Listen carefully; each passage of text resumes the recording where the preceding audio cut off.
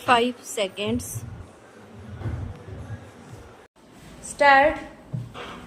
उपाध्यक्ष महोदय, उसमें हमने साफ साफ कहा था कि जो गरीब वर्ग है, जिसकी गरीबी के बारे में सभी जानते हैं, उसको देश की आमदनी का जो औसत है वह अवश्य ही मिल जाएगा और इस दिशा में हमारा प्रयत्न जारी रहे।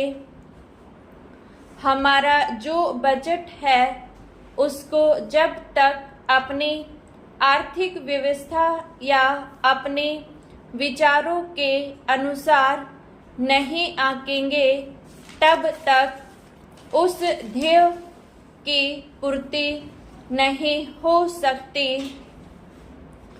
यदि इस दृष्टि से अपने बजट को देखते हैं तो हम इसे न अधिक और न कम नंबर दे सकते हैं। मेरी प्रार्थना यह है कि सरकारी या सरकार जिन संस्थाओं को सहयोग देती है उन्हें आदेश दिया जाए कि वे देश की उन्नति का विचार करें, परंतु खाने की पुष्टि देकर नहीं। यह कार्य शीघ्र से शीघ्र होना चाहिए। इसका कारण यह है कि उच्च श्रेणी आम जनता का आदर्श होती है और जो कुछ उच्च श्रेणी के लोग करते हैं उसकी नकल कनिष्ठ श्रेणी के लोग करते हैं। इसलिए यह काम पहले उच्च श्रेणी पर हो जाए तो आम जनता पर उसका प्रभाव अवश्य गहरा पड़ेगा।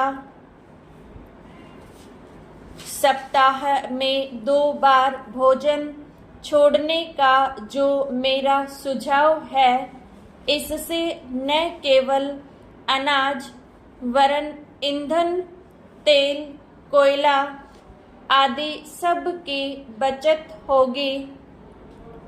भोजन छोड़ने के अलावा अन्न बचाने का और भी एक तरीका है,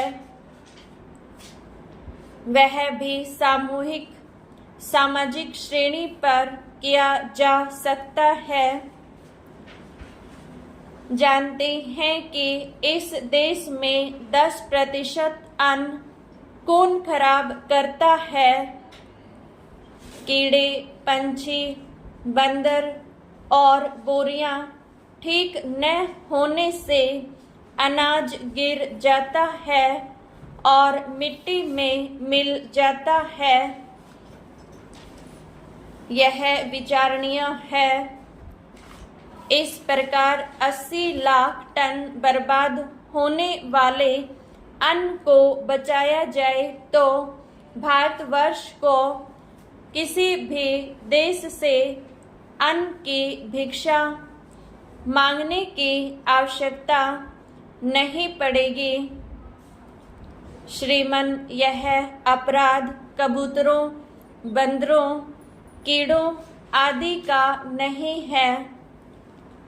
यह अवश्य ही हमारा अपराध है।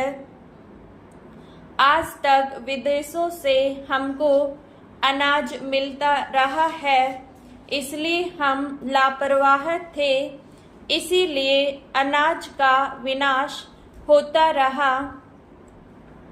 परंतु अकाल पड़ेगा जैसा कि इस वर्ष पड़ा है, तभी हम जागे तो यह ठीक नहीं है। हमें अन्न के नाश को रोकने की सतत कोशिश करनी चाहिए। उसकी बचत करना हमारा परम कर्तव्य है। यह काम हर किसान, बच्चा और युवक कर सकता है और उन्हें करना चाहिए। अन्न बचाने की समस्या केवल कानून के जरिए हल नहीं होगी, यह बात भी सामाजिक चेतना पर निर्भर है।